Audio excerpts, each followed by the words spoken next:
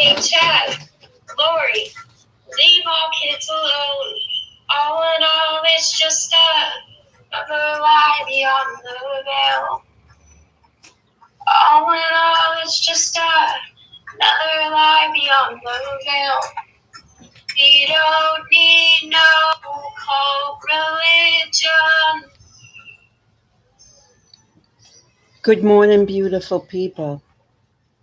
Here we are again in sunny Florida. And I almost always say sunny California. I used to live there and I used to scream out every morning, "Hello, California," every single morning. I would walk out of the house because I love the weather so much. So I feel like saying California here, but it's Florida. I hope everyone's doing well. And I am going to see if I have anybody here. Today we're going to be talking about, we got 8 people. Great. 8 people in 80 seconds. That's really great. Hi, Georgie. Hi, Angelica from Melbourne. And I don't know your Katarzyna Zelsa. Angelica Katarzyna Zelsa. Hello, everybody. Hey, listen, if Kat is here, please write in the chat to see. Thank you. Yesterday was a hardship day for me as an activist. I've always done activism my whole life. So I have a kind of a trigger that goes off when I think something is egregiously being done to anyone, especially if they're children or if they were victims as children. We always got to remember that terrible guy who just died in jail in New York. I've been told I can't say certain people's names. I have no idea why. But there was a man that was exploiting teenagers for sex that either died or got killed in his jail cell in New York. And exploitation of children obviously can go in many ways. It doesn't have to be always sexual abuse from adults. It can be using children to benefit themselves. So if we take the word exploit is use someone else's being, use someone else's position, using someone else's body, using someone else's storylines, using someone else's tragedies to benefit yourself. So exploiting, it's a very simple word, but it's a very important word in what we're talking about today, because I think it needs to be said some more. Can someone let me know if Kat comes in? Kat Bush, because he thought he was blocked yesterday, and no way did anyone get blocked yesterday that I'm aware of. So I had to put my settings to my computer right down to default to erase everything and then make it clear. So if he is blocked, he becomes unblocked. So that's what I'm looking for, to see if he has become unblocked, because there's no way we want Kat. He's kind of like the lead gummy here. And I'm calling you my gummies. You know why? Because you were all sweet yesterday. You were all very sweet. You did exactly what I was hoping that got done. It took me getting ugly, but it took your very good-natured ways to get things done. And what happened? What happened the night before? I had, hi, Mary Kennelly. Hi, James was here. Yeah, the night before. So today is Friday. So on Wednesday night, I I heard that on Thursday night they were going to have a talk about the sexual abuse of young children, and it was pretty graphic the way that it was detailed. I mean, it didn't go into the finest details, but it was going to be talk about graphic sexual abuse amongst a family. And as you all well know, I came in yesterday peed to the hilt, meaning just beyond myself with dismay for the YouTube system, the creator system. See, I expect if I'm a YouTube creator, then I'm going to be shoulder to shoulder with the rest of the creators. And that means I'm going to use the same kind of ethical and moral foundation to to serve me, to serve you guys, so that we don't go astray, so that we don't start damaging the damaged, hurting the hurting, smacking the grieving people out in this world. We got some family members over there in the Vallow, Cox, and Daybell family that are hurting right now. Not only are their families hurting, but there's parts of their families that are trying to come to terms with a reality that they didn't know existed. Do you know what that feels like? I don't know if someone has ever fell to their knees, not because they got smacked by a bat, which I wish Alex Cox had been, but we know he did not. No, fell to your knees because some information came to you that was so devastating that you were stunned and that you proverbially could not get up for a long time. It could be for a year, it could be for a month. Who knows? Everyone grieves differently, everyone heals differently. But most people, hi, Sharon. Yeah, most people have felt that, have felt a big blow in their life. And then so I am suggesting to you that with the death of Charles Vallow, his family has not had time to grieve. And when I say his family, that means his family and friends. All the ones that loved Charles have not had time to grieve. Why? One is, was he killed in self-defense, or was he shot down? That's a big question mark. Not that they ever would believe that he tried to harm anybody that morning. They know him better. They've pronounced that over and over. They have said that Charles Vallow would not go in there with a mission to hurt.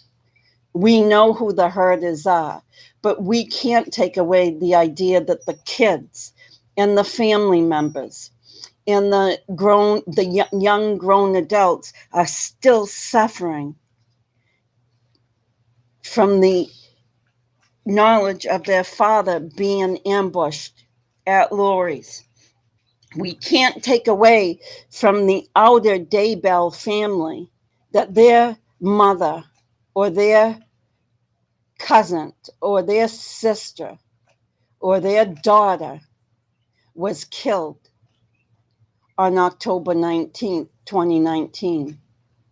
We can't take away that all of JJ and Tylee's joined relatives and separate relatives are still suffering with the finding on June 9th, 2020, just a little over a month ago, that these kids had actually died. We can't take any of this away, and we can't stomp on them, on their healing. And I expect that the people that I join in with on YouTube as creators don't overstep boundaries of human decency. I'm not saying I'm a priest or a minister or a holy being like Chad Daybell. Believe me, I'm not even close. I've done so many things wrong in my life. I don't have a page here big enough to put all what I've gone through and what I've done that is wrong. I am saying that when we are grown up, and I mean grown up, not in our young 20s. We all know that we're not grown up in our young 20s. But when we're really grown up, when we've taken that leap from no longer are we a child, but we have become an adult, and we have to be responsible for everything and how we touch things. And we have to think about not manipulating. And most of all, like I'm saying in this case, we have to think about not exploiting. So let's delve into that, guys. Let's delve into what not exploiting would be. If you were, which I know many, hi poppies in Normandy, we're talking about not exploiting children or the history of children. We're talking about um, shouldering that responsibility as YouTube creators. That we need to get the message out that you can't just throw out garbage and think that you're not harming people. Now, I will I will say this. I had heard on Wednesday night that 3 grown women were going to come out and talk about the sexual abuses that I think should be nobody's business because they were children and that they're struggling young adults now. I asked my subs yesterday to not bully, to not go and scream at people or unsubscribe or unlike or any of those things that are reactionary. But I asked them to go talk to their people if they are subs of a particular creator that they know are divulging, exploiting children. Because this is what this is about. It's a form of exploiting children. When you talk about their childhoods, and when you come on and you announce to the creator world that you're going to be doing a show expressly talking about those sexual abuse experiences, you are no way shouldering anything with me. So my gummies, that's what I'm calling them, my little gummies, because we're soft people and gummies are soft, went out there and talked to people.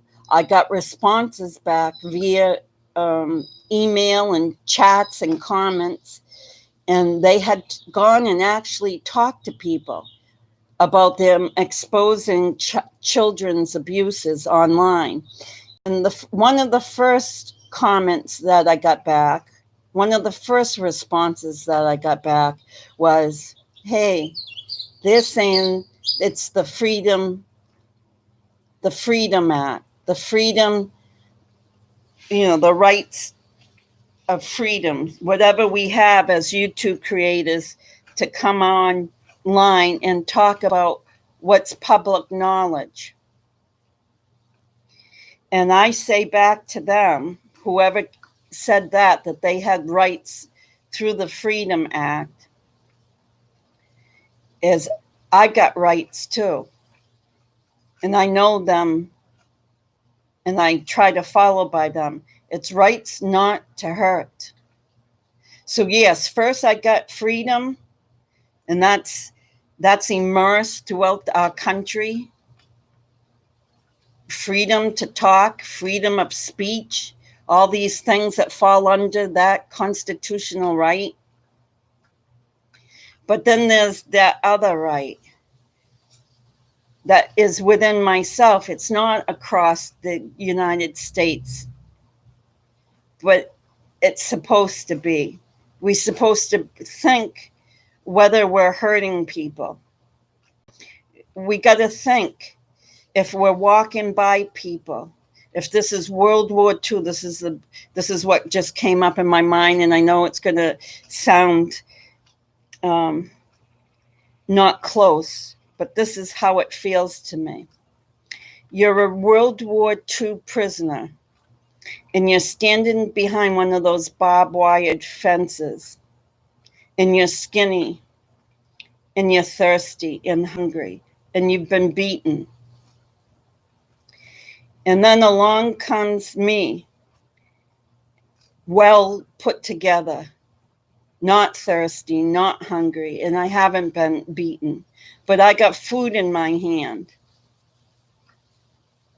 And they're begging me for the food. They said, oh, just a crumb of that bread, or just a crumb of your sandwich. I'll take what you don't eat. And they're screaming at me. But I just keep walking by.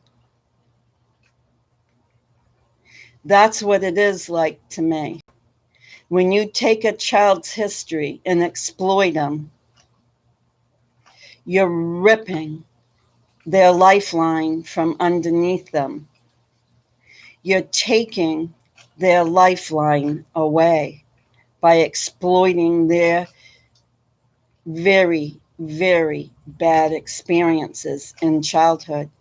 We can never, as moral people, ever take childhood experiences and exploit them for ourselves. And you're going to say, well, what about for the greater good? What about the greater good?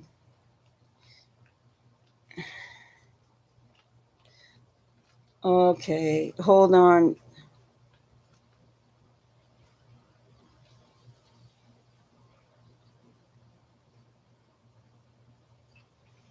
Willow, what are you saying?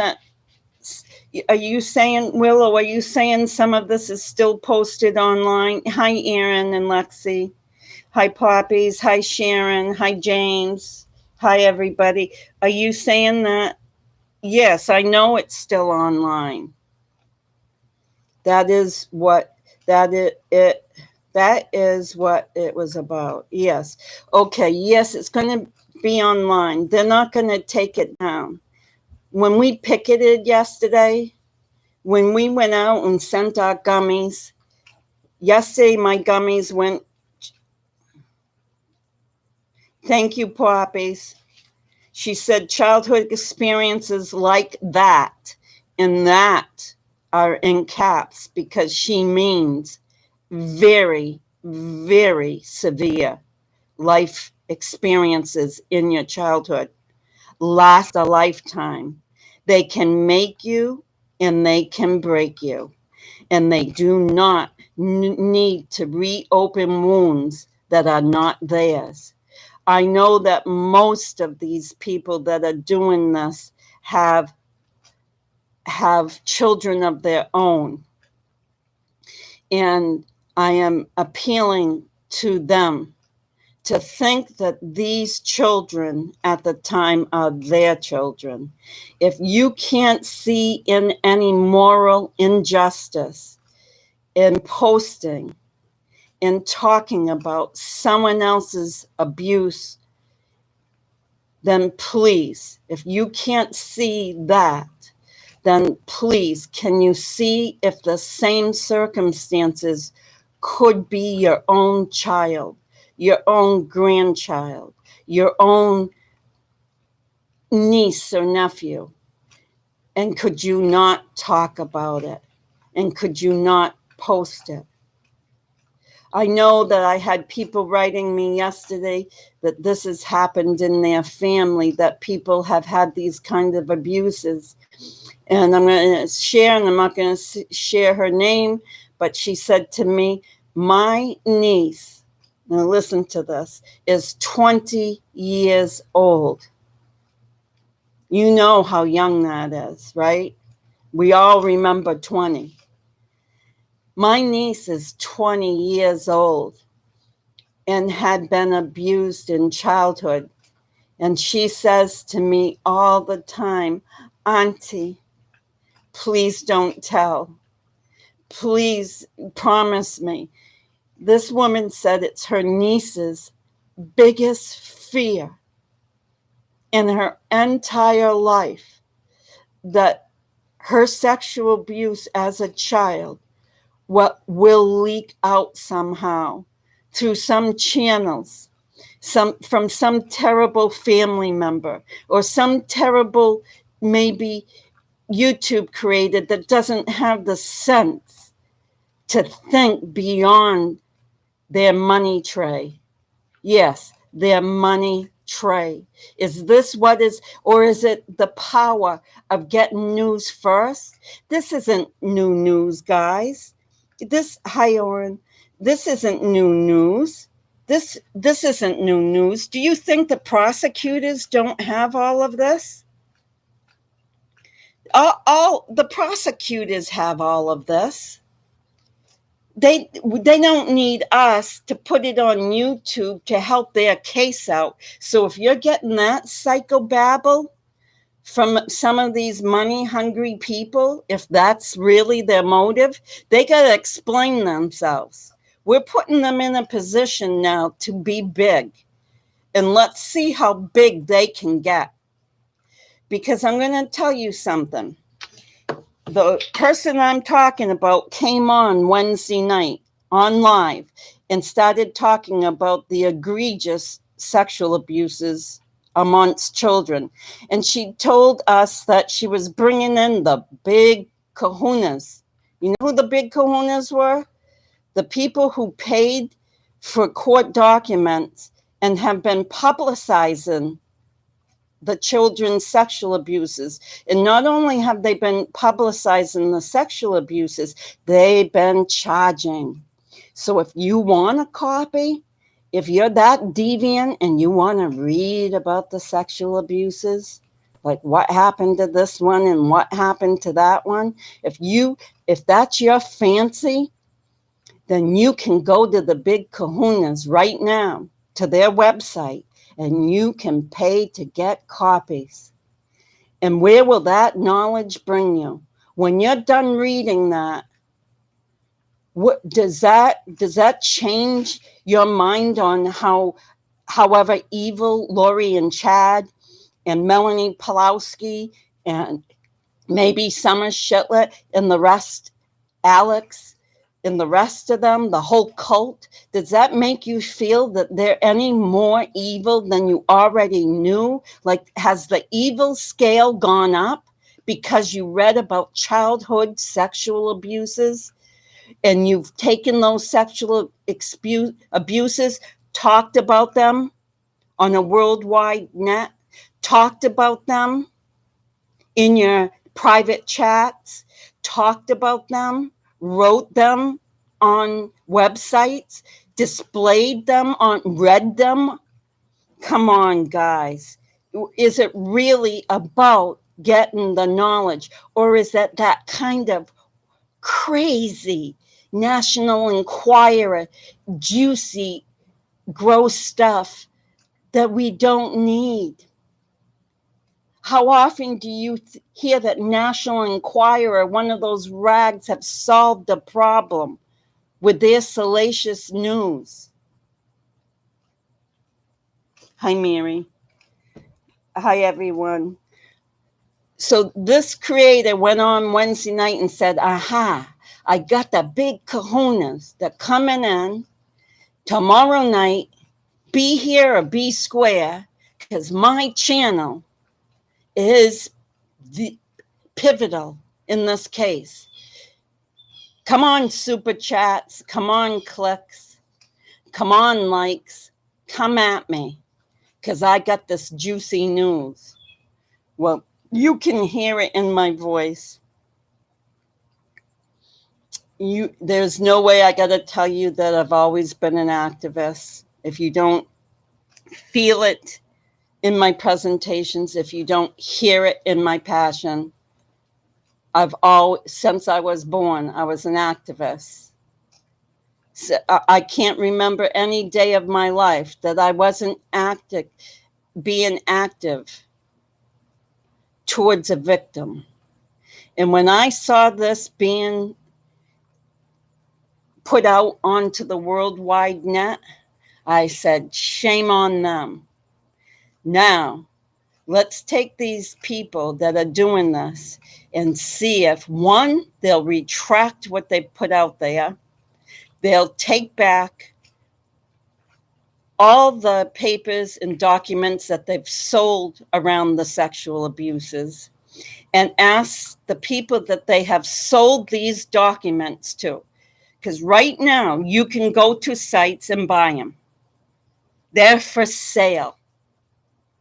Do you get my drift, people? This is almost as egregious as what Lori has done to her own children. When we don't have enough moral intuition to know not to do this to children or to young adults in this case. Yes, I'm shaming people, but they got to be shamed. They got to be shamed. But let's do it with those pickets, because I'm going to tell you. So Wednesday night, they announced the big kahunas were coming. Guess what the big kahunas did Thursday? Glossed over the sexual abuse. Now, on Wednesday night, it was announced that's what they were going to be talking about.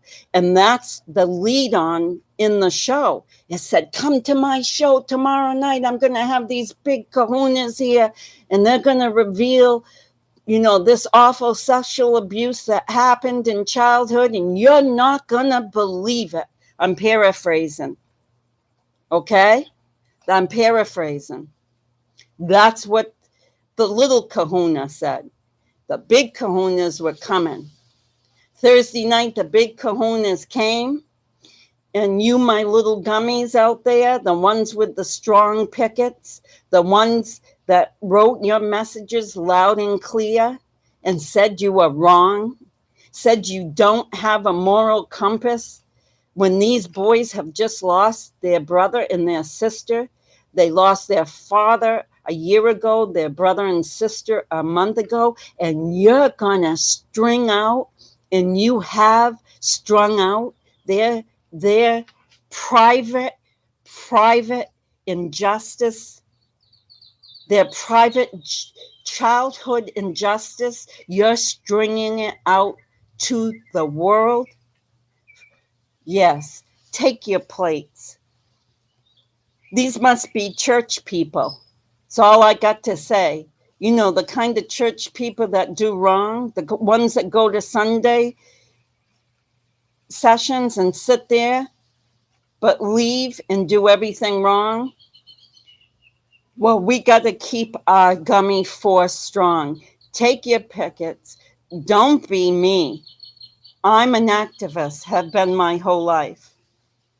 I'm telling you, I came out of the womb. For some reason, when I came out of the womb, I came out kicking. And I've been kicking ever since. And I can't get it out of my body. It is built in me. It's innate. Don't be like me. Don't be forthright. Don't chop them down. Do what I said yesterday. Don't unsub. Don't unlike. But take your picket signs. Your words. Don't have to be my words. Your own words. And appeal to them to stop this nonsense. To take off if they have said things that point to sexual abuse of children, take it off their sites. They know how to splinter videos. You can be assured of that. They know how to get rid of garbage off. They can, and if they don't, they can private it They can private their video so it's lost. Thank you, Dylan Flynn. Thank you, guys. I'm not here to make subs. I hate to say it. I'll lose as many as I need to lose. Yes, that's power. Yes, that's bold. Yes, I don't care. I'm an old person and I don't care about subs. I did care that I could use my phone. I had to have 1,000 subs to be able to utilize my phones to take videos. So 1,000 meant a lot to me because then I could use my iPhone. And then guess what? Once I got the 1,000, it wouldn't work. The iPhone wouldn't work. And so, yes, but I am a different person. We're not all built the same.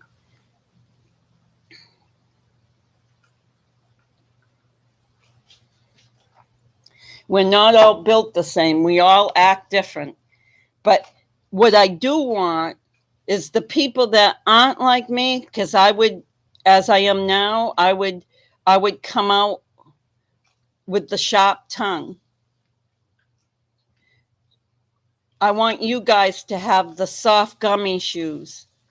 You're the soft gummies. And with those soft gummy shoes, take some action. Take some action and stop this nonsense that's spiraling out of control on the internet under the notion that it's needed information. Give me a thumbs up in chat if you think any of this is needed information. They ended up talking on another channel a few hours ago about it and all, and I was shocked that they went on another channel blabbing about how great they are on facts. Well, they got a few facts wrong. Yeah, it can't be me. It can't be me talking, Maureen. And I'm saying that because my my jobs have been activism. So I'm not a smooth activist. You know, I am the bulldog activist. If you bring me in court room, which I've been in many, I'm a bulldog activist. Those children that were egregiously harmed by what these people are doing have my heart. They have tugged at my heart. And I'm not saying I'm an angel. Just because I like to be an activist has I have done just everything wrong in my life. So it has nothing to do with being this above board person, this highly moral person. But I do call it out when I see it. When I see people are being mean and being ugly. And you know we're talking about ugly. This is seriously ugly to children. And my other email, just so you know it's gumshoegraham@gmail.com. But my other email is childrecovery@comcast.net. I have been in the field of recovering children's lives. And my email is childrecovery@comcast.net. I've had that email for decades. I have had an advocacy group, an advocacy affiliation to help children that are in seriously abused situations. Yes, Amy Skippett, thank you. She says some people are so evil and just don't care who they hurt. Yeah, and they whisper. I love that. They whisper like you'll see it in the court. You'll see it in the court when a child protection worker will know she's doing wrong and she'll whisper to her client or she'll whisper to her contemporary, her other CPS worker, and they giggle like, because they know they're doing wrong and they're getting away with it. So for my people that are not born advocates, that are not born bulldogs, you have to go out there with your soft gummy shoes. You don't want to kick them with army boots. You do not want to kick people. You don't want to become a bully. You want to take those soft shoes and sashay right over to them and let them know exactly how you feel about their egregious acts to children. So you're right, Gummies. Hi, DJ Norman. You were right. You were right, Norman. I don't know who I'm saying you're right to. I read something. It's not you, Gigi. I feel exactly the same and shouldn't accommodate them on other channels when they have said on theirs, you'll get blocked mentioned in other channels. Yes, I know. Oh, by the way, you're not supposed to, I guess. But I'm changing that rule for my channel. I have forewarned people not to do it because if you get in a habit, what happens is you forget what channels allow you to and what channels don't allow you to. But you'll always remember, you can mention channels, but you got to mention them in a way that you're not bringing them down. We are not about taking away subs. That's their lifeline. That's those breadcrumbs that they're looking for. They think they're the ones standing at the fence and need the bread. It's not the little kids standing at the fence. Yes, Maureen, I know which channels, or I think I do. I'll be honest with you. I have one channel that I love to death. I love her to death. And she disappointed me highly. She disappointed. Doesn't mean I'm not going back to her channel. I love her to death. I love her channel, always have. She puts me to sleep at night. I put it on and I listen to her. So no, there's plenty of channels, but I'm going to tell you, I want my little gummy picketeers to be out there. And you guys are the ones that will make the difference. I'm a creator right now. I'm talking as a YouTube creator, and I'm talking from my heart. You guys can go out and hold your gummy pickets right up high and tell them they are wrong and they are not big kahunas. When she introduced them as great people, I was appalled even further. They might be great people, but she was doing it for likes and for subs and see what they do, just like the social service providers. Hi, Mockery Judith.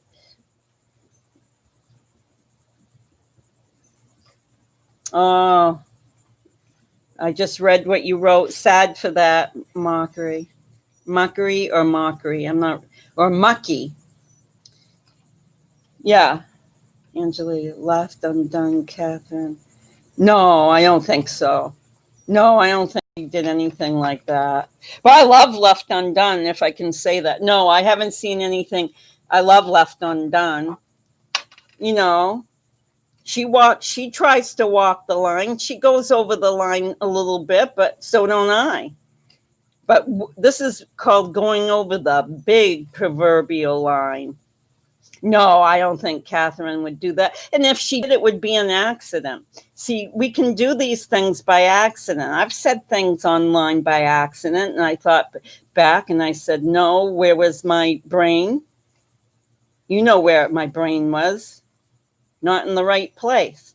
But no, these people are merging together because, see, what they try to do, and I don't know if, okay, this is what I see. This is what I see what happens. it's called clout building. My granddaughter taught me about this.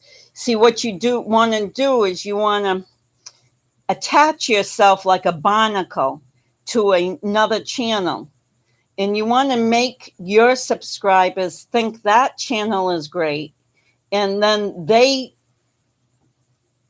tell their subscribers that your channel's great, and guess what happens? The subscribers from that channel go to the other and subscribe, and vice versa. It's, simple math, but it's called clout, building clout. So they're more about building clout. So this is the inside makeup. Now I'm talking about the inside makeup. I'm not talking about neither does Gray what Poppies. He doesn't go into bad stuff either. Is that what you're saying, Poppies? Because I can't. Okay, Catherine isn't hearing anything to do with it. It disgusts her. Oh, thank you for saying that. I would have thought so, Poppies. And I know her integrity, and I know that if she did leak it, it would be like, it's hard to control your mouth when you're online. It wouldn't be a setup like, oh, come tomorrow for the big kahunas because we're going to hear about the salacious sexual abuse with children. It isn't going to be, Catherine's going to say something wrong because it's a slip, or she doesn't think quick enough, because that's how it is when you're talking, online. I can't even think of words when I'm online. Forget about thoughts and, ideas. She did start to, and it made her sick. Thank you, Poppy. She's a good girl. My little Greek little girl there, Catherine. I told her before, she reminds me of my mother. She has the look. She doesn't remind me of my mother. She has the same Greek look that I can envision that my mother had when my mother was quite young. Yes, she has ethics. Yes. This was accusations only, and nothing was substantiated, said Maureen, even with monitors in the house. Yeah, I heard, and I could have heard wrong, but I heard that Lori put the monitors but never produced them for the courts. That's what I heard. So let's get back to what I was saying. Do we ostracize people? No. Do we try to unsub their subs? No. Do we try to take anything from them? No. Why? Because then we're kind of deviant. We're playing that game. See, they're trying to take something and elevate it to a place that they have this information that's going to prove how bad Lori is. Well, I'm telling you, the prosecutor, and I've been in many courtrooms, do not need what happened to those boys to prove his case. Don't let their rhetoric sway you to think that the information is needed to nail Lori and Chad and Alex and Summer and Melanie Pulowski and whoever else needs to be nailed, because that is not true. That sexual abuse information is not important. It doesn't rise high enough on the Richter scale of destruction. There is no way it could come into court, but it would not come into court in the way that we're seeing it being used on the internet. So really think about why these people are using the information. Is it they are a rag? You know what rags are. Bad newspapers that use just the smuck of life. Anything that's smucky, they can. Are we rags? Or are we YouTube creators with integrity?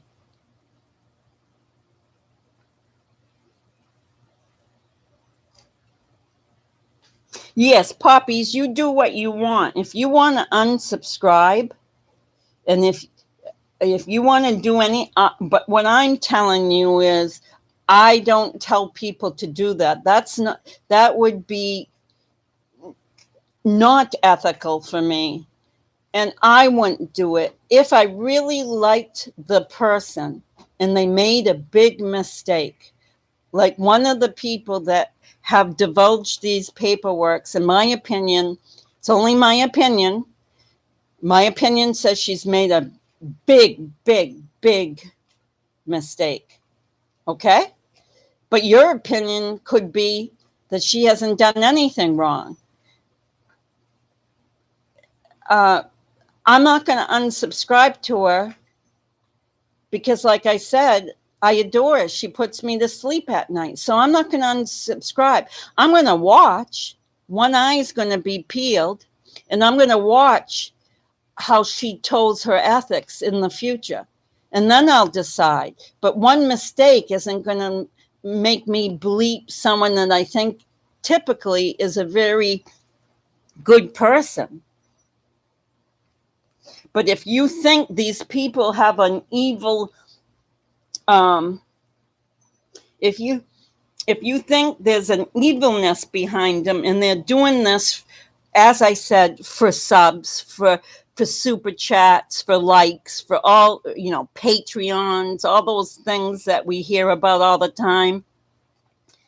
If you think they're doing it for that and that only, then that's your prerogative. But if you think they're really a good person and they weren't elevating this rag magazine information to a higher point that it shouldn't be, I mean, does it take a rocket scientist to figure out that childhood sexual abuse is not to be disclosed in any forum?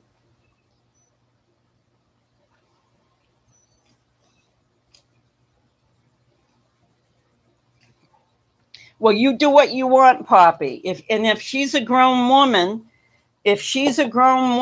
then and she has smarts, then you determine whether this is about getting the other subs, getting the likes, building her channel bigger. Is that more important than protecting children? That's your question. Because you know your channel.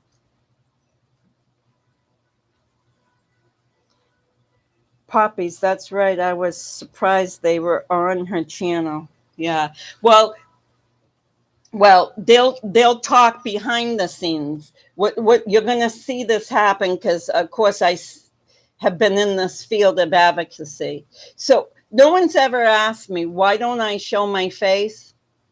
No one has ever asked me that. One little boy asked me once, hey, how come I can't see you? And a lot of times I'm in my bathing suit. A lot of times I take a dip because it's probably 90, I don't know, 95, who knows? I can never tell the temperature here, but it's always hot. So I sit in my bathing suit in my little screened in room. But the other reason I don't show my face is because I've done a lot of advocacy. And if I do one on a particular case, which I've done one big one here in Florida since I've been here, and I'm still not 100% through, but mostly, then I'm less visible.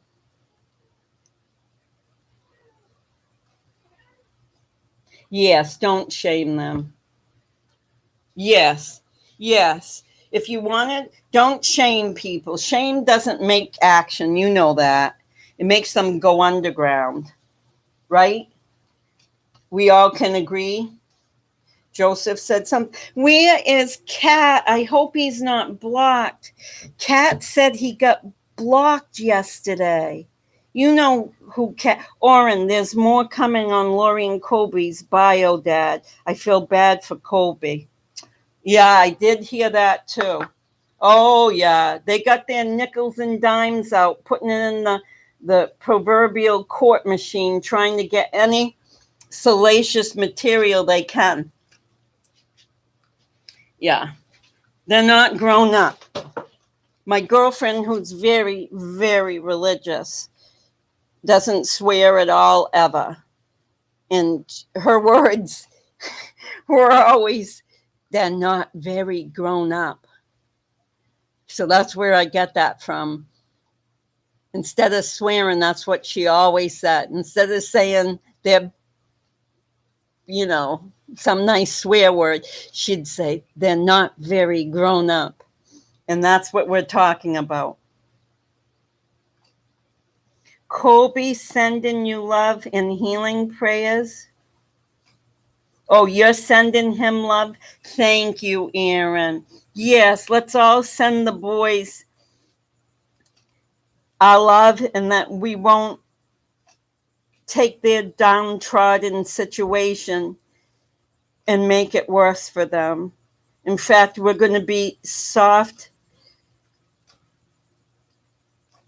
gummy people. Soft, soft, soft. And even though this big kahuna right here, this one that can't keep her tongue stuck down to her, bottom jaw, you guys are the soft gems. Because if you do what I do, then we become bullies. And I'm not saying I'm bullying, because I'm being respectful, but I'm being also very firmly earnest. And that can come off as bullying, but they know better. All of these people have had experiences that they know better. Some of these people that I believe that you have talked about that might be listening right now have had life experiences that they know better. Good morning, Stephanie Rossi. From Atlantic County, New Jersey, although I was born in South Philly and grew up in Abington, Pennsylvania. I love Philadelphia.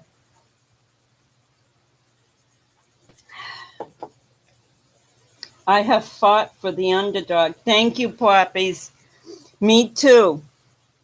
The more disenfranchised, the more allure they were to me. Meaning, if nobody wanted to touch them, if everyone thought they weren't worthy of helping, then I went for them. So that encapsulates my personality. Good morning, Graham. Poppies, where is Cat? I hope he is not blocked. You know Cat, guys. Cat Bush. He said he got blocked yesterday. I didn't block anybody. He's always here. And he's never said anything to me that would honor being blocked. Aaron says, as a child under age 13 and rescued by an uncle, I was abused and every bottled up and made me very physically ill. Abuse needs exposure. It lives in silence and lives forgave but not forget. Yes, but their abuse has already gone by. Their abuse is gone by, and it's their choice to expose it. It's not our choice as grown-ups. As my girlfriend says, if we're all grown-ups, we get the right to choose when we want to expose our childhoods. Listen to the story I just told you. I'll say it again. A woman said that her niece's biggest fear, her niece is 20 years old, her biggest fear in her life, that she says will cripple her if the sexual abuse comes out to the public. It will cripple her. She's under deep therapy, and she knows her threshold.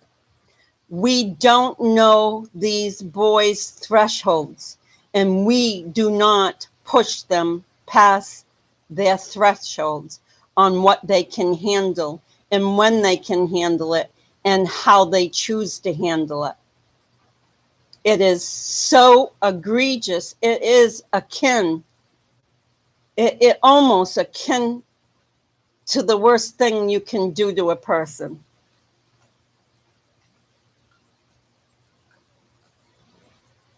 Thank you, Willow. Oren, we hope all survivors eventually reach that point on their own. Yeah, and Oren, we know it could be decades. We know it could be 5 days. It could be 100 years if they live that long. We can't out them. You don't out someone. You don't out someone. Yes. Thank you, early riser. It should be their choice. And they have no choice to even, they have no choice to even who they tell, who they can get comfort from. What do they run to a psychologist now and say, comfort me? Put your arms around me and comfort me? The whole world is finding out. Comfort doesn't come that easy. You can't pay for comfort. You can't pay for growing. You got to grow on your own. You can't pay for what your limitations are, your thresholds are. If you got a threshold, I know my thresholds. I got certain thresholds that when I reach them, then I'm at the end. I'm at the end. My threshold is an end, meaning I can't take any more past that.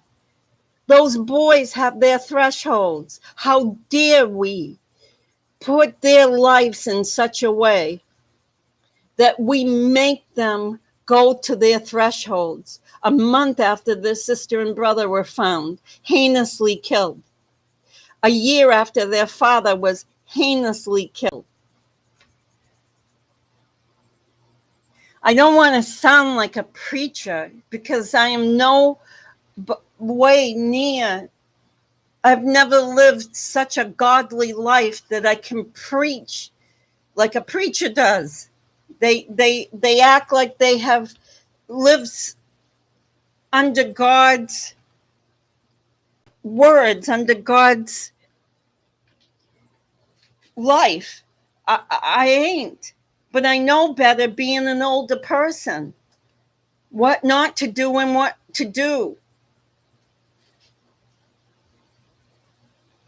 Not Linda. No, I didn't see Linda do it. Yeah. There are some, okay, bottom feeders, that's a good one. There are some people on, and we don't want to name names, but no, I know who you're talking about. It wasn't Linda.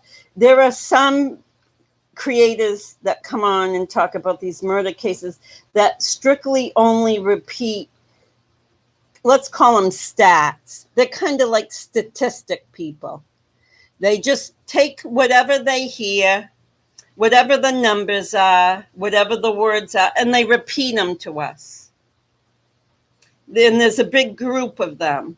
They really don't go into the psychodynamics of the case. Maybe a little bit, they might make a joke about a portal or about a zombie or something like that, but they really aren't into the psychodynamic part of the case.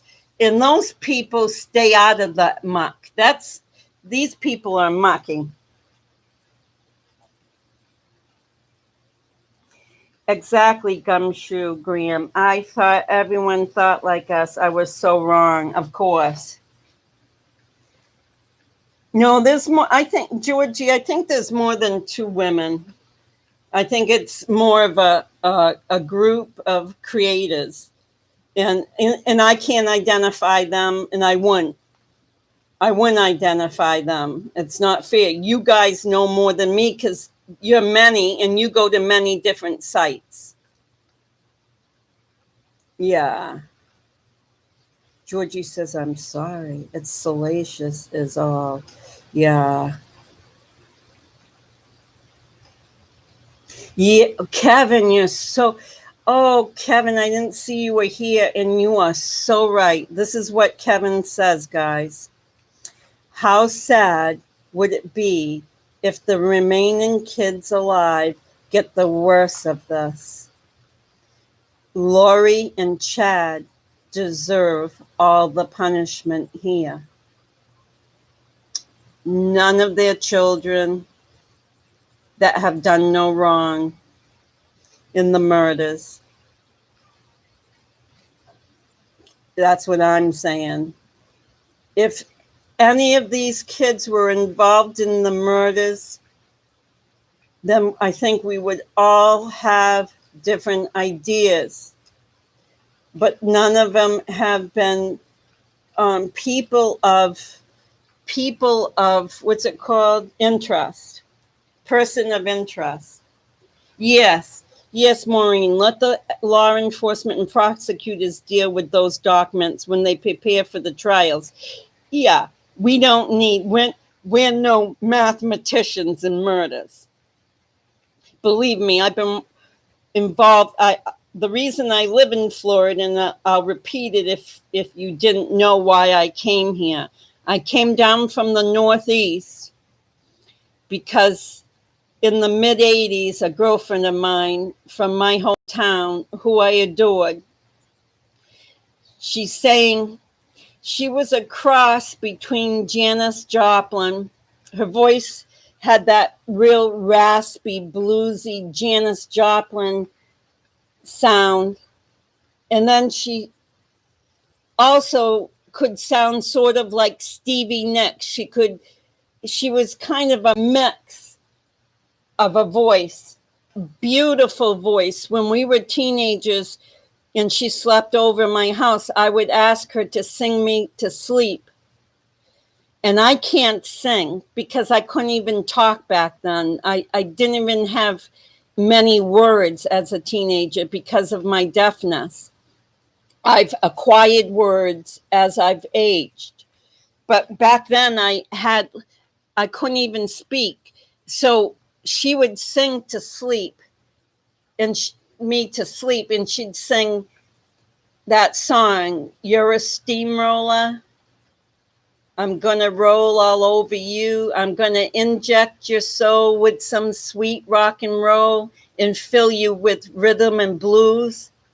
And of course, I can't sing it, but if you could hear her voice against the walls in my bedroom reverberating, it was beautiful. Her and Janis Joplin would have been sisters. She was beautiful. She was just a beautiful looking girl as well as a beautiful voice.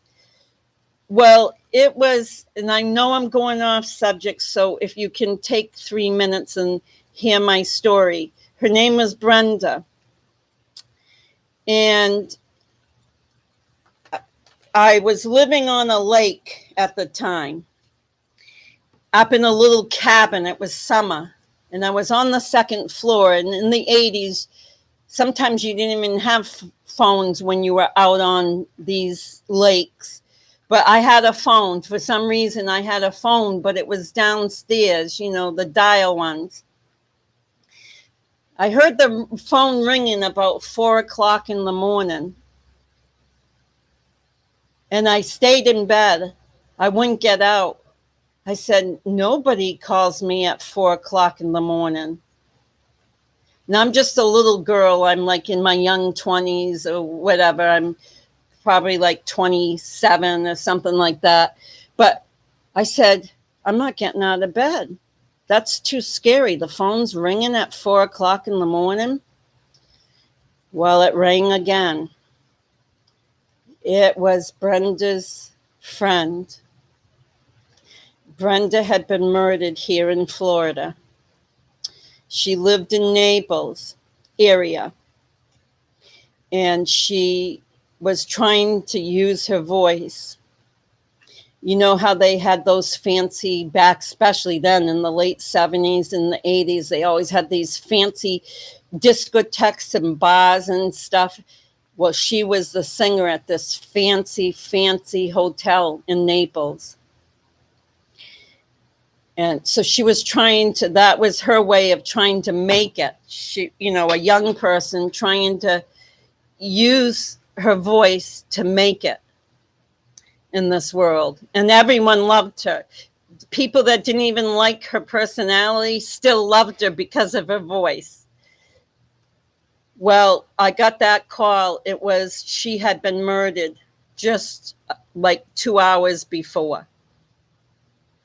2 hours before. The building she was living in was ablaze. The man that had murdered her had come to her condo apartment that day to help her roommate move. Well, them being young people in their 20s, they were all partying. Brenda, around 11 p.m., midnight, said, well, I'm going to bed. And she went to bed. And then the roommate in her affidavit said, well, you're too drunk to drive to this man that killed Brenda. You're too drunk. Stay right here on my couch. So she tucked him in. She, you know, gave him blankets or whatever. And then she went into her room. The next thing she knows, she's awakened because the smoke alarms and the fire alarms are going off. He had strangled Brenda. He had gone into Brenda's bedroom, strangled her, put alcohol on her body, whatever alcohol they had. I can't remember if it was whiskey or gin or whatever it was. I know that it was a big jug of it. It wasn't like a fifth. It was a jug. Had poured that jug of alcohol on her and burnt her. He was trying to disclose the evidence of her body. So a few years ago, her mother called me and said, I can't take this trip alone. I need someone to come with me. So I went with her because he was up for his first parole hearing. So I went down and I spoke for Brenda. I told the parole board about her singing, that she would have been famous on her own. And not that she wanted to be famous. She just wanted to sing. It wasn't about fame with Brenda. It was just being a singer and a blues singer. She could sing any blues song you put in front of her. But that's why I'm here, is because her mother ended up dying after that first parole hearing. And then I kept coming down every parole hearing in lieu of her mother. And I have stayed ever since. When I left that parole hearing that day, I didn't know I was staying, but I ended up staying. So that's how I got to Florida. It wasn't like I came down here because things were beautiful. It's been very hard for me to go to a parole hearing and identify, because I have to talk about what was found in evidence. And I'll share with you guys that all of the evidence that was in Brenda's case, that was vital evidence, was done by the same orthodontist or the same jaw specialist. I know there's another name for that, who did Ted Bundy.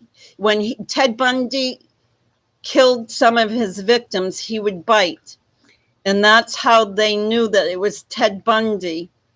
And that same orthodontist, or whatever the official title for the doctor is the same one that took the bite mark that Brenda had left on her killer's arm. She had bit his arm and put her teeth marks in him so strong that they could identify on his arm that it was him, the killer. Yes. Yes. They caught him. He tried to deny it. He tried to say that other people had come into the condo after everyone went to bed, and he ran out.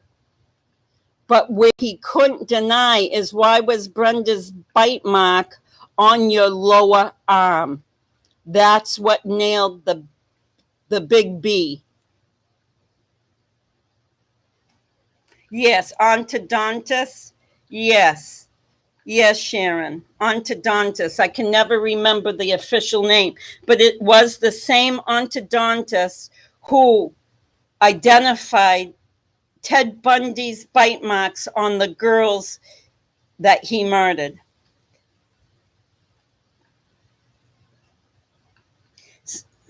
What's Kevin say? I see you're one good gummy Graham. Yeah, well, I got some very good gummy subs here. My gummy shoes. That's what did I call you before? My gummy picketeers. Because that's what I want you to do. I want you to take, and I know that some of you have this anyways, but I've always been an activist. I was always an activist, and I always stand up for what I think is unjust, and I always will. No one will quiet me. No one can hush me. I will stay hush if it's the decorum. If the decorum, like the court decorum is you stay hush, then I stay hush. I abide by the rules of any decorum. But if there's not that built-in decorum and I can advocate, then I'm certainly going to do that. But I need my soft gummies. The reason I saying soft is I want people to advocate in a very, very respectful way, to be those grassroots picketeers, to be a grassroots gummy picketeer. I'm making up a title for you all. Did you, man, get a life? Yes, I have to keep going back. Now, guys, the last time I went back was in, what's this, 2020. So I would have went back in 2018. So I went and testified in 2018. And I used to have to go every 5 years. Now the Florida law just changed that the parole hearings for some, I'm not sure if it's for all prospective parolees, is every 7 years. So I have a victim's advocate there. She's my advocate. I have a victim's advocate at the Tallahassee courthouse, because that's where the parole hearings are held, in Tallahassee. And she knows me very well, and she knows Brenda's case very well. Like, she's very intimate with all of the details, and she knows that they are the people that supported him, because they paid big bucks to get him out. His family, he got someone pregnant right before he went into prison, and her family kept paying big lawyers to write appeals and all kinds of stuff. So it hasn't been an easy case. It hasn't been like, oh, he went to jail and it's been quiet. But I'll tell you, he shot himself in the foot the last time I went. The last time I went, he shot himself in the foot because guess what? 2 days before the parole hearing, he got into a physical altercation. And that lessens your chance to go up before the parole board. When you have to have such a squeaky clean slate to even get your paperwork before the parole board. And he screwed it up himself. He shot himself in the foot because he tried to beat someone up 2 days before the parole hearing. So he wasn't going to go anyways, but I still had to testify. And I wish back then that we had the technology that we have today, because I wish she was still alive. And two, I wish we had the technology that we had today, because you could hear her voice. And when I'm telling you, she was as close to Janis Joplin, the strength and the bluesy raspiness of her voice. She could sweep you away. I'm not kidding you. I used to beg her, Brenda, sing, please. And I had 2 twin beds in my room as a teen. And I'd lay in my bed and she'd lay in the guest bed, I guess. And she would sing me to sleep. And it was the most joyous way to ever fall asleep with her voice. Yes, Angelica. Hi, drowsy doll.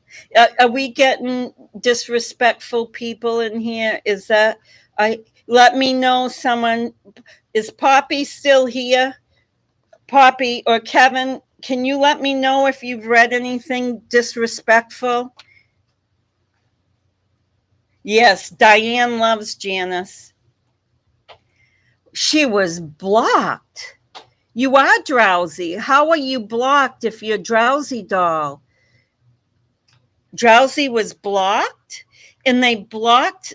Do you know who else got blocked yesterday? My he's my right hand man. Cat got blocked yesterday, and I haven't seen him in here yet. Does that mean he's still blocked? Did you get blocked? Who got blocked yesterday? Just write blocked. If you were blocked yesterday from my chat, just write blocked, and that will tell me that you. And then, of course, I got to learn how to unblock people. Yes, I had mods yesterday. Could those trolls block people? No, Georgie. No. I had a mod yesterday. I don't have one today. She's not here. You were unsubscribed? Drowsy, I'm awfully in. I bet that's what happened to Kat. I bet that's what I bet. So they were taking people and Shannon was blocked? Oh my God, how did they? Believe me, I have no mods right now. Because of what she must have blocked them. Why? Why would people block Drowsy Doll? Why would people block Shannon? Why would people block Kat? You know Kat, guys. Yeah, see, no, I blocked from here in the other channel. What other channel? Oh, I can't ask that. No. And Katz wrote me an email at gumshoegram@gmail.com. And he said, why'd you block me? I didn't get it till late night. I'm kind of the person, like right before bed, I check my emails. I'm not one to check them during the day. For some reason, I forget about emails. And I checked my emails, and he had gone all day being blocked. But I don't know how to unblock him if he's... Yes, my live feed broke down, Jen. That is true. But that had nothing to do with being blocked. My live feed has gone down before. My live feed has gone down before. So there's no way that you get blocked just because I lose connection.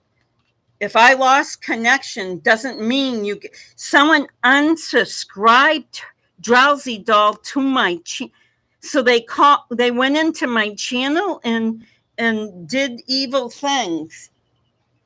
You know, guys, I have no ability I don't have technical knowledge like some do, but I tried to Google how to unblock a blocked person, and I could not find information that helped me.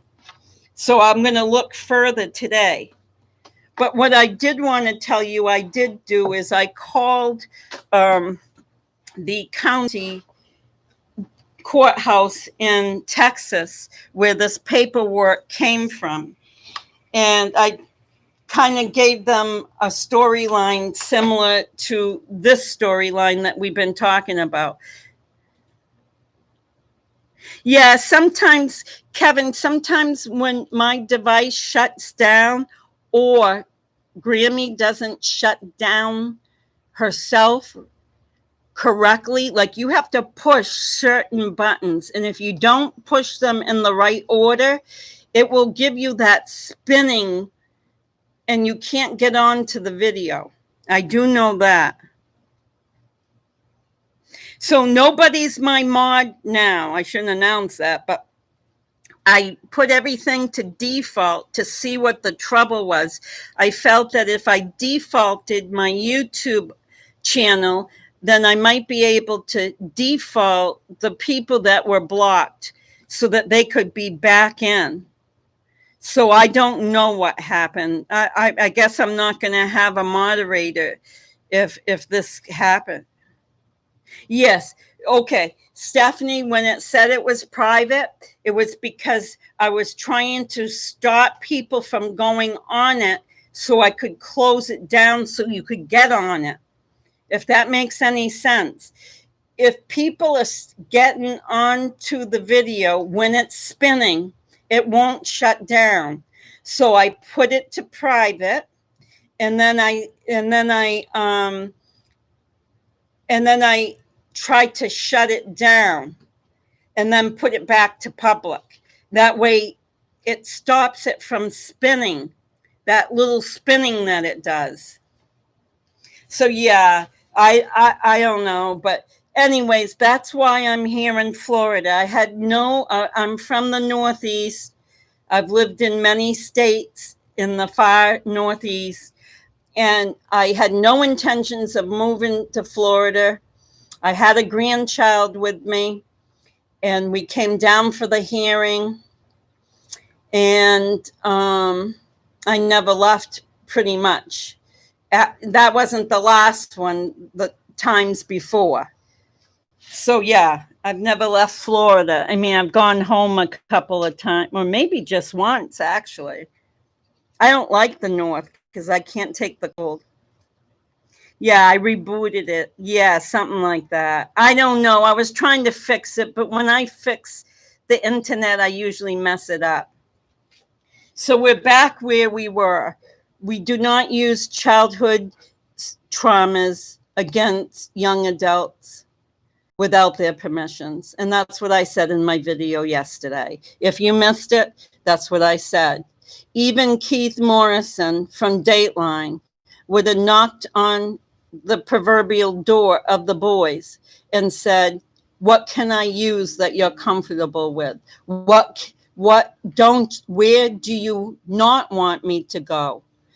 Keith Morrison from Dateline has decorum, the same decorum I'm saying we need to have. I don't have the right to come in here and be one of those people that just throws mud. Oh, do I love throwing mud at Melanie Pulowski? Do I love throwing mud at Lori and Chad Daybell? There's no question. But I think it's deserving. And I think I know the fabric of the mud. I don't think any of them are innocent. I don't think Alex was innocent. So don't get me wrong. I'll throw mud where I think it's just, but where I think it's unjust, I sidestep. I'm a sidestepper. I'll run. If I think something's unjust, if I think I'm going close to a boundary of another person's, I'll run.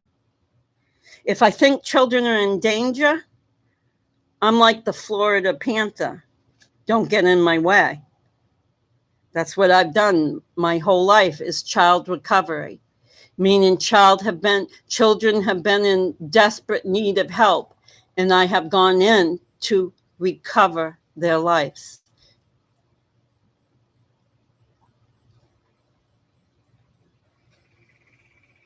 No, not Ted. He didn't kill my friend. Ted Bundy didn't kill my friend. Ted Bundy, the same identifying teeth marks that sentenced Ted Bundy, they were the forensic evidence that got him sentenced. They had all kinds of evidence with Ted Bundy, but what nailed it was his teeth marks were on the victims of some of the girls that he murdered. That was back then in the 80s, the forensic evidence that nailed, that fried Ted Bundy. That same doctor that identified Ted Bundy's teeth marks is the same on those girls, is the same doctor that identified Brenda's teeth marks on her assailant, on the man that took her life. Good morning, Desert Skies. Nice to see you. Kat's here. Oh, hi, everyone. Hi, Kat. Tell Kat how much we've been talking. Where was he? We've missed you because we were afraid you were still blocked. Kat, I have found out others were blocked too. You weren't the only one. Just now, Drowsy Doll said she was not only blocked, but unsubscribed as well. Kat, we've been talking about getting all the little soft Grammy gummies that are picketeers going out and picketeering to take down the salacious material that has been put up on YouTube and other forums about the children's or the young adults, the boys' childhood. We have been talking about that it really is it has to be taken down. They have to, and they need to stop selling it. Their childhood is not their money maker, as Johnny Lee Hooker would say, or James Montgomery, or Johnny Mayle, or one of those guys. It's not your money maker. Their childhood trauma is not YouTube's money maker.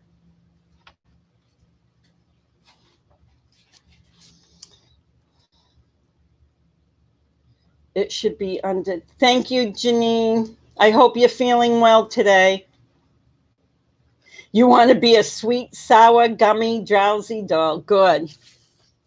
I'll tell you, my granddaughter will only eat sour things. It's either got to be hot so no one else would touch it, or so sour that no one else would touch it. I'm unblocked and resubscribed. Yes, I have to reseal these papers. Yes, we have to reseal. Yes, and Kat, I said I put a call into the courthouse yesterday, and I talked to a nice lady, and she referred me. It wasn't opened at the time. It's the law library at the county courthouse that has those divisional family documents. They're in a listing there.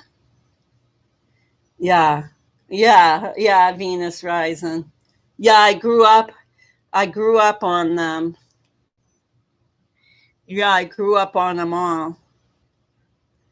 All those old. I love Cream. You know why I love Cream? Jack Bruce's voice stunned me. People will think, oh, you like Cream because of Eric Clapton's guitar playing. Oh, I couldn't tell one guitar from another, but I could tell Jack Bruce's voice. And I love Jack Bruce. And he just died a few years back. And what I wanted to do is go to his concert, because I know that Cream did a concert just recently, like in the last 7 years, up in New York somewhere. And for whatever reason, I couldn't make it. But yeah, Jack Bruce died. You love them too? What's your favorite songs, guys, from Cream? I like, I know the lyrics. I never know the titles.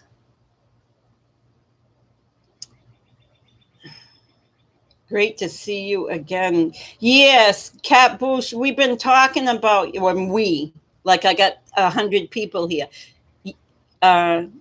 Gumshoe Graham has been talking about you in a good way, that we missed you. We were wondering where you were.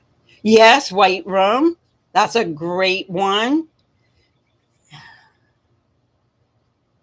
White Room's a really great one. Allman, you like the Allman Brothers? Oh, I love the Allman Brothers too.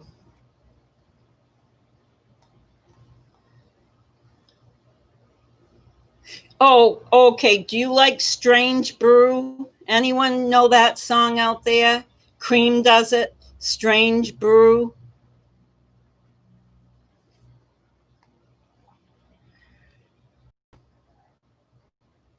Wow. They saw Pink Floyd and Venus Rising and saw, yeah, aren't you lucky? Midnight Ride. Oh, yeah. I love Strange Brew. For some reason, that real bluesy tone to it. I love simple and bluesy. Those two are kind of like simple and blue. Oh, Van Morrison, one of the best. What about Bread? When you say Van Morrison, I think of Bread. What do you think about Melanie Gibb? I think Melanie Gibb is exactly like me as a child. She wanted to be a good girl and quite couldn't get there, and got herself in a big pickle with bad people. So now she's a pre-adolescent, and we're seeing her developing.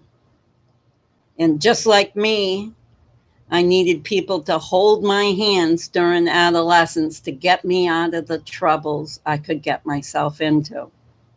So yeah, that's what I think of Melanie Gibb. I think she got into something that she was not fit to be in. She's too controllable. She's too vulnerable. And if I can say it in a nice way, all the neurons upstairs seem not to be firing as well as they should be.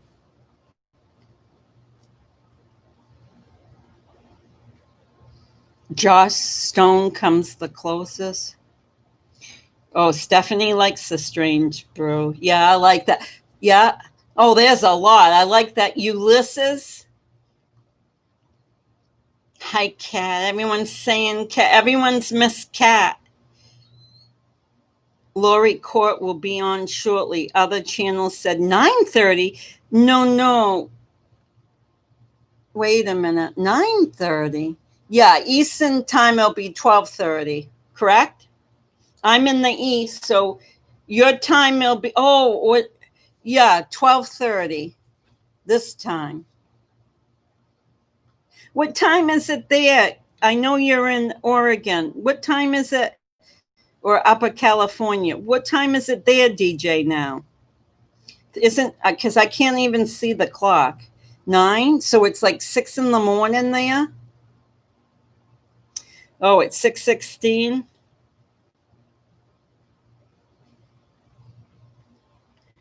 Oak Langsy Land. But how do we know Melanie Gibb is as naive as she presents herself? All we know is that what she says.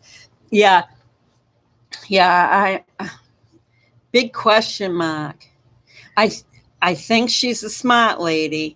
I just think the neurons in certain pathways don't fire as well as they should. I really believe that.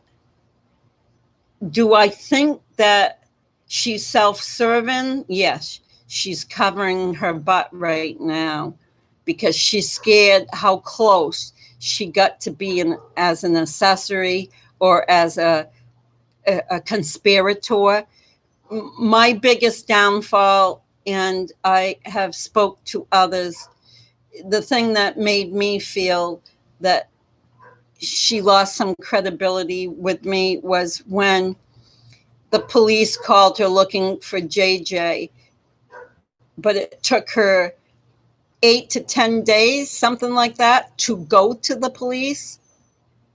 You think that would have been slam dunk, that the neurons would have really fired up and said, this is trouble, get to the police, no. She answered the questions correctly, that she didn't have JJ, that she hadn't seen him since September, but she didn't do the next step.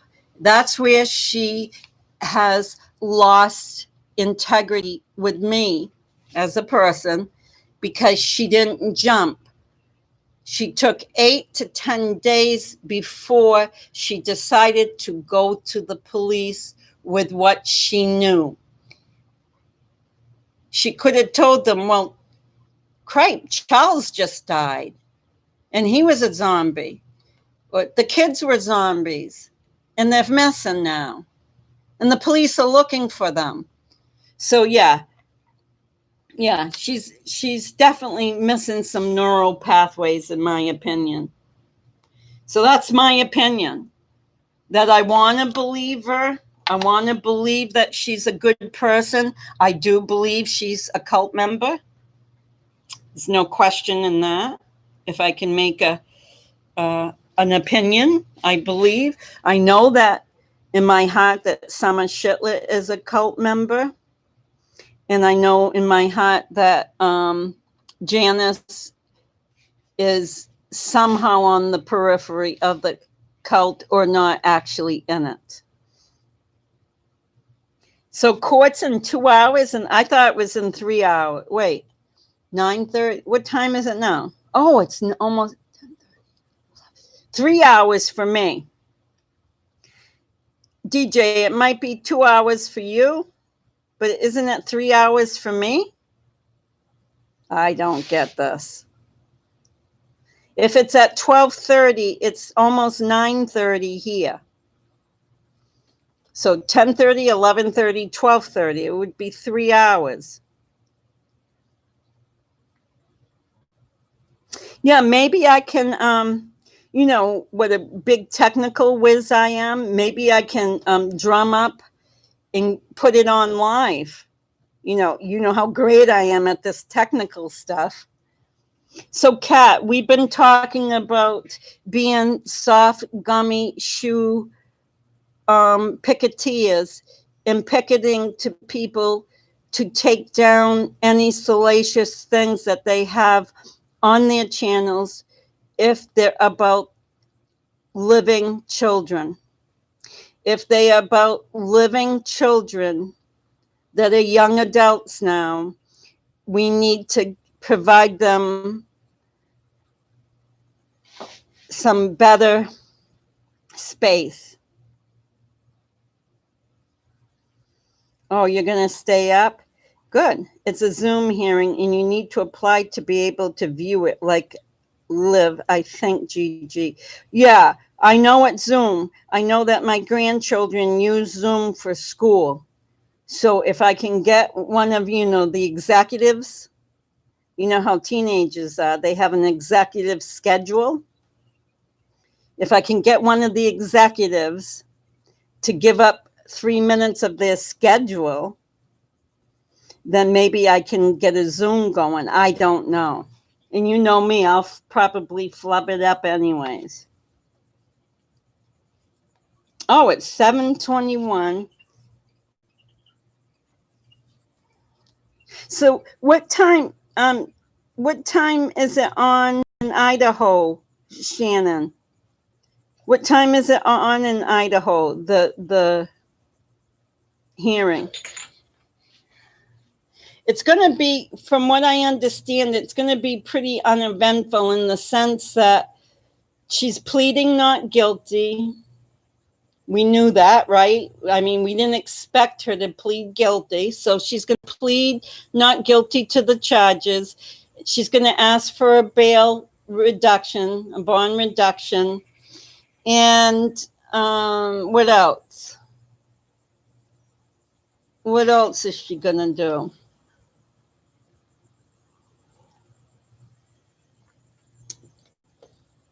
Cat Bush, 12:30. 12 hour and 30 minutes. Yeah.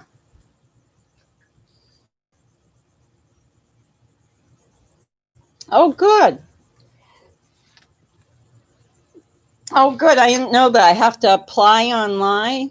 Okay, I'll try to do that because I'm not going to stay on much longer. But I like to recap what we've talked about. We've talked about creators and others, and it doesn't matter what forums that are online sharing childhood abuses. We're talking about us being soft, gummy, gram picketeers. The gummy picketeers are going to picket to them in a very soft nature and ask them to take down whatever they put up. We also want them to stop selling it. It is those childhood papers shouldn't be up for sale. I have learned that some of the big kahunas in all of this have on their site, you can go to their site and they will sell you the documents. So we're going to ask for that to stop. We're going to ask them to take down, split, trim any part of their videos that talk about childhood sexual abuse.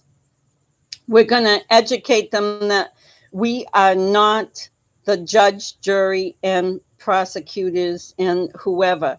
And no, because we found out there could be childhood sexual abuse does not mean we found the golden evidence that's going to seal the case. It is salacious material. It is rag material. It's material that you read in National Enquirer and other rags like that. We do not need to be a part of it, but also we are not bullies. We picketeer. We suggest for people to do the right things. Do you think so? Is that why one of the kahunas didn't follow up and put it on last night like she said she was going to? One of the little kahuna, not the two big kahunas, but one of the little kahunas said she was going to put the papers on and talk about the sexual abuse. She said it in a way is like, come to my channel. If you want to hear this juice, you're not going to be able to, resist hearing this juice. It was said in a way to get more people to her channel. And I know that people do that, and that's okay. But don't do it when it's victims of child abuse. And I asked these questions, which I asked yesterday. Did they call the boys and get their permission? Did they talk to the boys and ask them how this would affect them? Did they do anything to take the steps to protect them from hurting? What I got back from one of their people was it's freedom of speech. They're that's what came back to me. They named 3 creators and they all said their answer was they got freedom of speech. Yes. What do you mean they are demonetized? I don't understand that. The channel is demonetized, so now they're selling children's abuses in their childhood to get cash. That's what you're telling me? The channels that are selling this court document with the children's history in it are demonetized, and that's the way they can recoup the money that they would normally make on YouTube.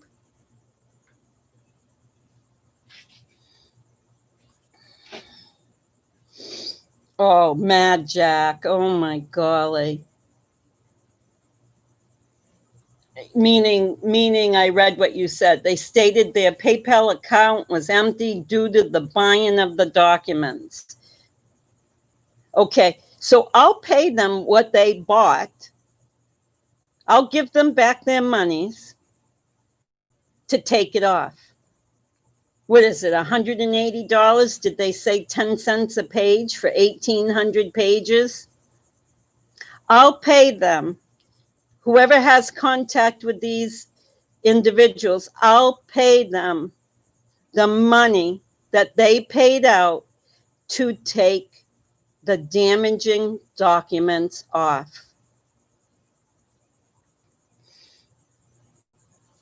No, they're probably bluffing on how much it costs. I read yesterday, Jenny, on the court documents, it's 10 cents a page if it's electronic. So one said it was a round figure 1,800 for the first lot. So that's $180. I can donate $180 to a thirsty YouTube creator if that's what they've lost. And if they bought more since then, I can, yes, 10 cents per page. It would mean $180 for 1,800 pages. They won't take them off because they'll be making money through Patreon. That's what I heard, that they said to go to Patreon to buy them. I don't know Patreon. I don't know what it's about. I do know the name, Jenny. I do know the name.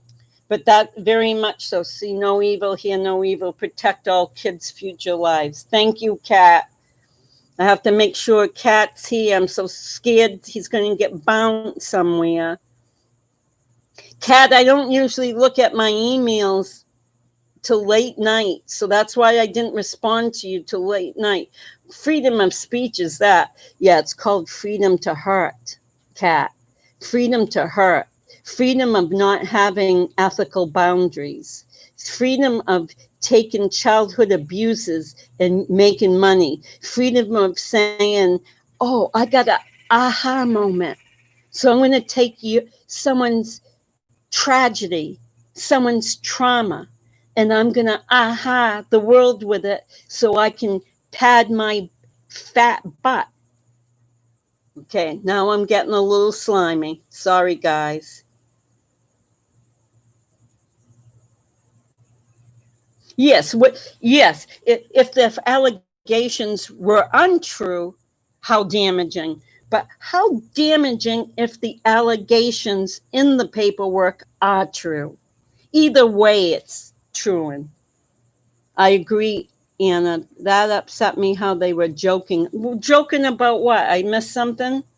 You guys know I don't see very many comments. I got to put glasses on. Hold on. Anna said something, and I don't even see it. Oh, Anna could have been Angelica.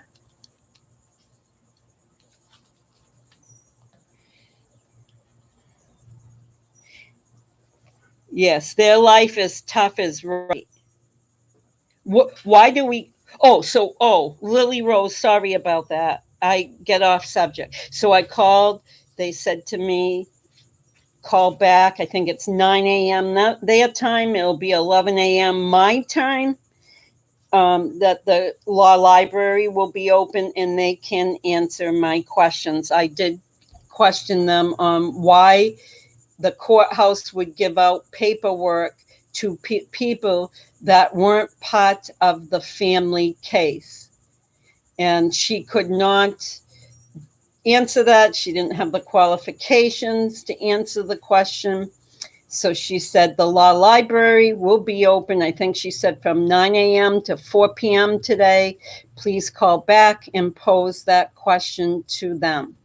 So that is what I am going to do. I am going to call the law library and ask, will those adult children have the freedom to file a civil suit for slander too?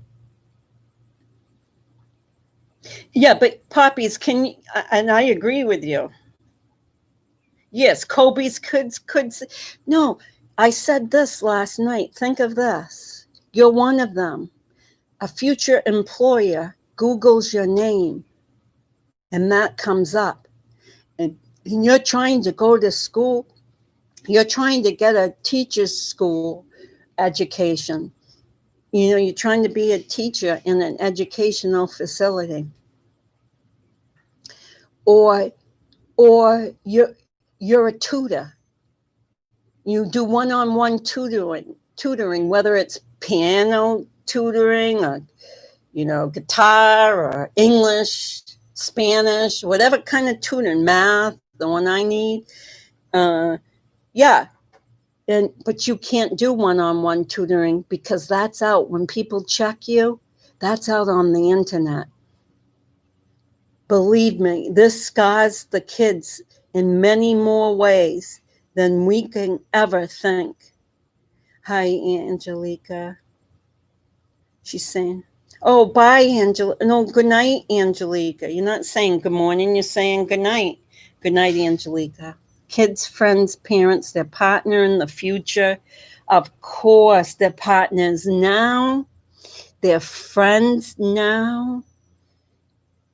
Employers, relatives. How leaking this information will affect the thinking of relatives. You go to a wedding, and what are the people talking about at the wedding behind the scene? I mean, it just is egregious. It's so egregious. I cannot believe these are adults, and especially one of these adults have been in the industry where she knows that you can't just throw around people's stories, that you need to check and recheck.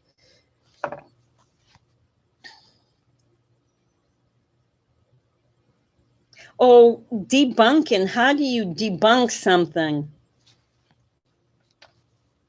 Oh, you can't debunk once it's filtered in someone's brain, Sharon.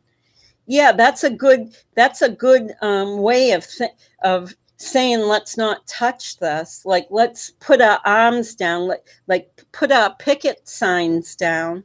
No, we're keeping our soft picket signs up because whether they're debunked or not, they have been put out there and they're still there, as you guys are telling me. Freedom of speech can be freedom to hurt. And this is what this has done. We're not talking whether they're true or not. We're not asking anyone to analyze the truth or the untruth of the documents. We're taking them as face value as they are out in the public.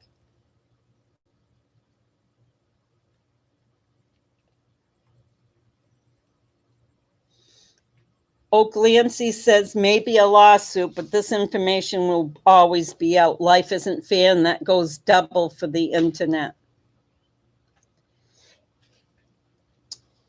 It's alluded to being debunked. Yes, Sharon, I agree with you. It's alluded to being debunked. And I agree with you. But the thing is, it should not have been released. These were children. You're taking the rights of children away.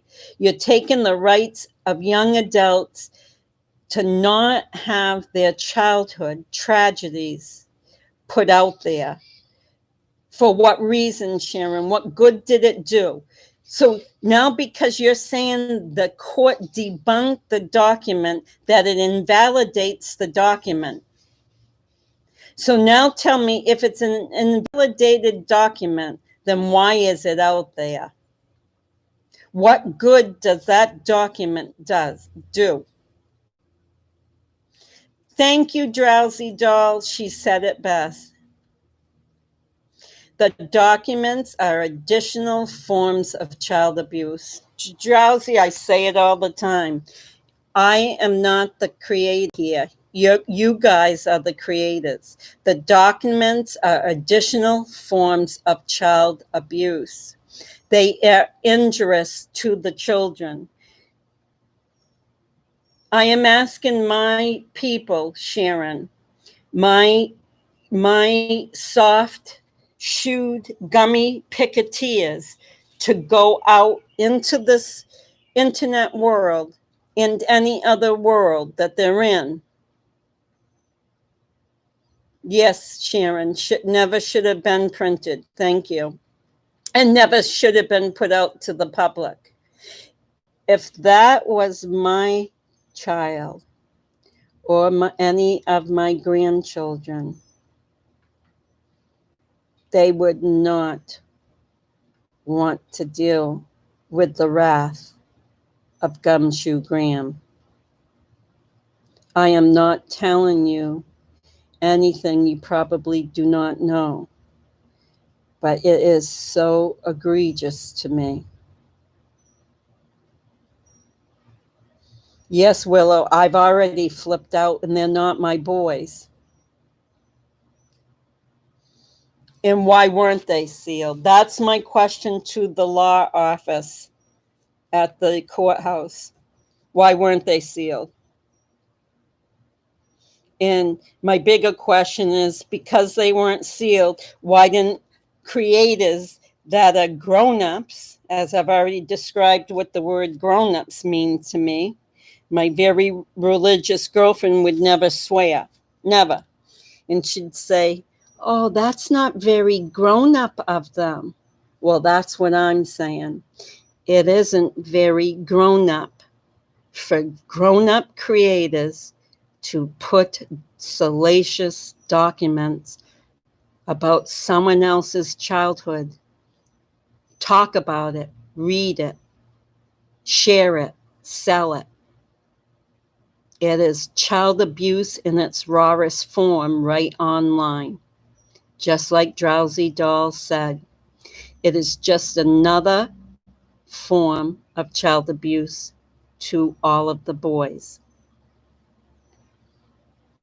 Yes, Georgie, that's the question. It's the question of the day. Yes, but maybe they thought they were sealed, Drowsy Doll. Maybe they thought that this could be an error in the court.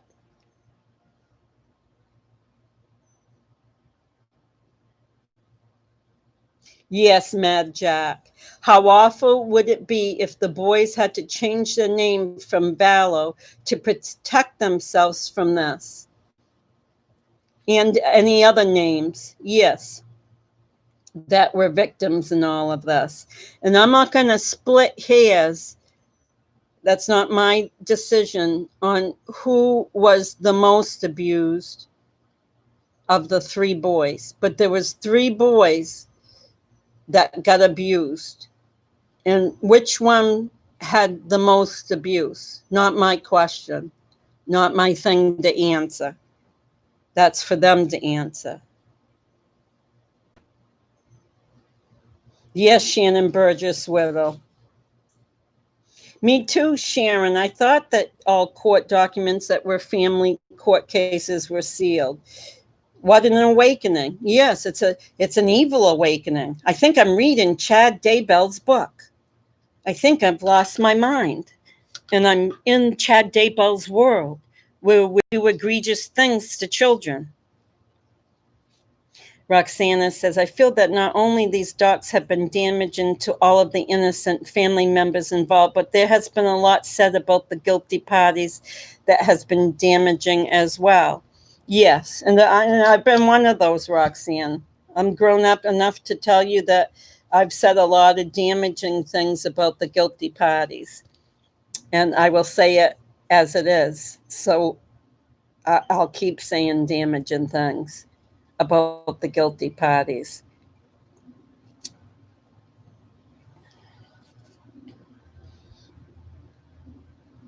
Yes, this is definitely a ripple wake up call. Yes, it is. And us little gummy picketeers are going to reach out where we need. Like I know, Clancy, I know there was someone who has put calls into other forums trying to find out how we can stop this. So our mission is, so what is our mission? Maybe it's not clear. Our mission is to swing our bat softly. Our mission is that we want to take our picketeers here and we're going to work together as we always try to resolve issues. We're not just reporting news. There's creators just for that. They just come on and tell you what you can hear from anybody else. That's fine. We're not just creators that just repeat news. We're never going to be that. We are creators, and you're creators as well as me, because that term doesn't even sit well with me. But anyways, we're creators, but you're my creators in the sense that you give me the gumption to get on here, and you give me the gumption to say really what I feel.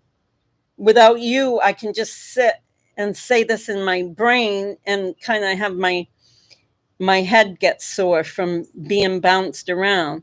But you guys help me get it out. You help me synthesize it. And I've synthesized it to this point that the picketeers have to softly go out in this community. If you're affiliated with other channels other than mine, you need to ask them not to broach it. You need. My gummy got stuck on my gumshoe. Oh, I get it. Her gummy got stuck. You're going to have to go out to the creators, the YouTubers, and ask them to be nice. That this isn't about freedom of speech and right to freedom. This is there a petition at all or something like that? No, we've only been working on this a day. I haven't even gotten my thoughts, put together right. Willow. Yeah, I haven't even got my thoughts. But what I'm saying, that our mission right now is to, yes, let's do that. You guys have talked about change.org. Willow, is that a venue for me? Is change.org a venue for me? Can I go on change.org and make a petition to stop? But then do we bring more light to the bad subject? That's what we got to, do we have to, do we have to like, do we have to walk softly, but carry a big stick within our own group? Because do we want to not make it so people that are curious, that want to read about childhood sexual abuse, go to it? Do we want to lure the people, or do we want to use our soft shoes and sashay over to these websites that have the paperwork or the readings on and ask them nicely to take it off? I'm scared of making it so big that we've done a disservice ourselves to the boys. We're not mentioning their names, but what we're mentioning is it needs to stop. Yes, Sharon, I heard it was in CPS. That's only hearsay. My answer is hearsay.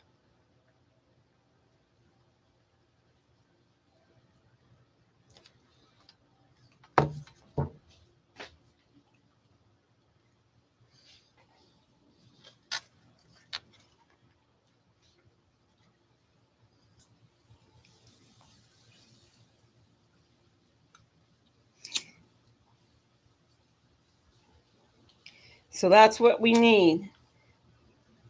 We need to walk softly, but carry a big stick. That means make it affirmative, that there's nothing else you can have a choice to do but to take it off,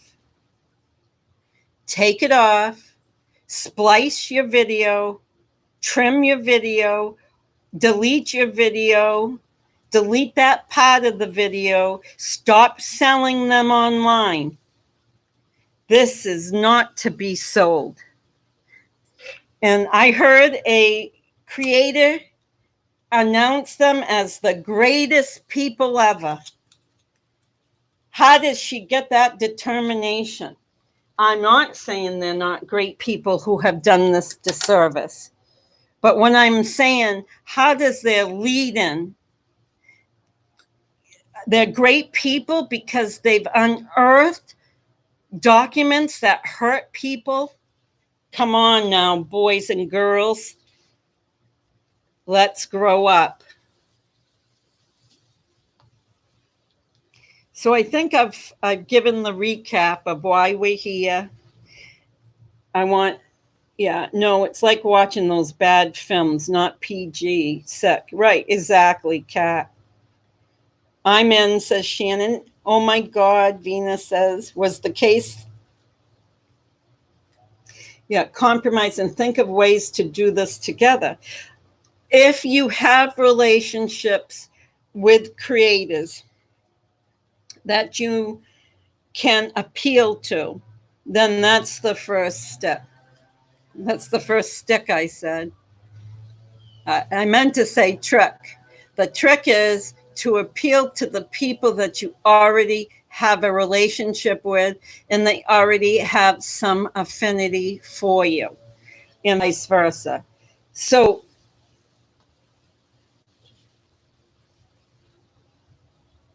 yes, thank you, Mary. Thank you, Mary. These things can seemingly look like they're debunked, but they are never debunked. Where there's smoke, you have fire. I'm paraphrasing what Mary Kennelly just says. Things like this can't be debunked, she says. There are always people who make smug comments about you, about it. You can't have smoke without fire. It sets the kids' adult lives up to be harder. They're in the grieving process. They are grieving their father, a heinous crime. He didn't die of normal circumstances. He got ambushed, shot down in cold blood. That I will say out loud. They are grieving. Has anyone had anyone in their lives that have been taken heinously from them? Not from a car accident, not from drowning, none of those. I mean heinously, where another human being took their lives. They've had their father taken. They've had their brother and sister taken. And they also are very well aware that another mother, Tammy Daybell, has been taken.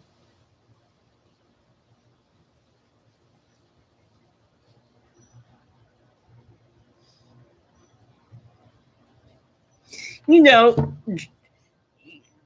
know, yeah. Well, it's trying to profit off hardships. It's profiteering off hardships. That they might be drama free, but if they're profiting, if they're saying, hey, go over to this website and buy these documents, and they're great people because they don't give a care about childhoods and how they can damage. But these people have children. I wonder if anyone that has done this to the kids will come out and apologize and do exactly what we want. We want them to take down the documents. We want them to feel the pain that they might be causing.